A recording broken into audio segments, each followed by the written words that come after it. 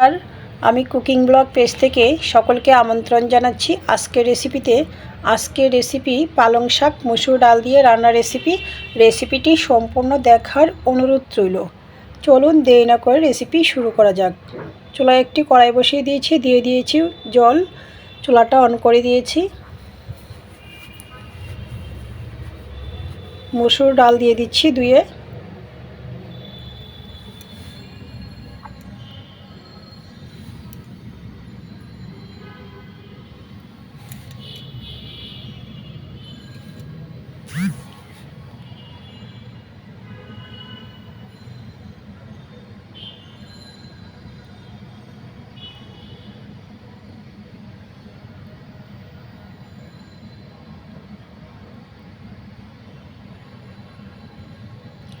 সামান্য লবণ দিয়েছি।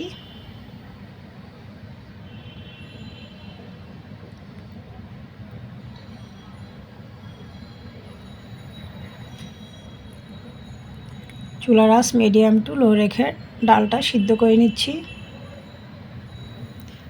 ডালটা যখন 80% সিদ্ধ হয়ে এসেছে এই পর্যায়ে আমি দিয়ে দিয়েছি পরিমাণ মতো হলুদ গুঁড়া। নাড়াচাড়া করে নিচ্ছি।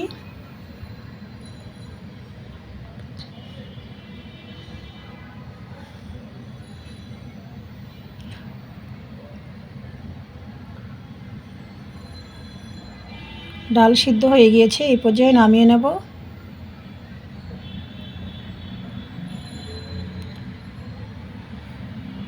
কড়াইটি ক্লিন করে আবারও চুলায় বসিয়ে দিয়ে দিয়েছি পরিমাণ মতো তেল।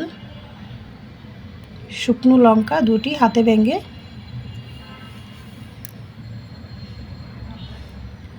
লঙ্কাটা খানিকটা ভাজি হওয়ার পর দিয়ে দিয়েছি থেতু করে রাখা রসুনটা গোল্ডেন কালার হওয়ার পর দিয়ে দিয়েছি স্বাদ মতো কাঁচা লঙ্কা, পালং শাক একসাথে।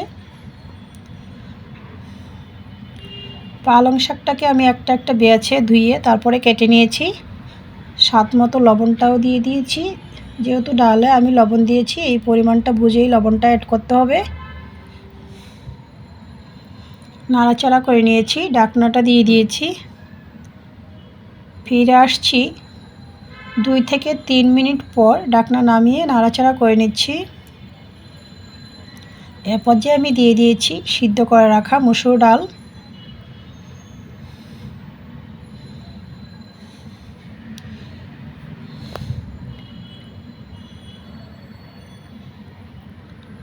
নাড়াচাড়া করে আরও 3 মিনিটের মতো রান্না করে নিয়েছি।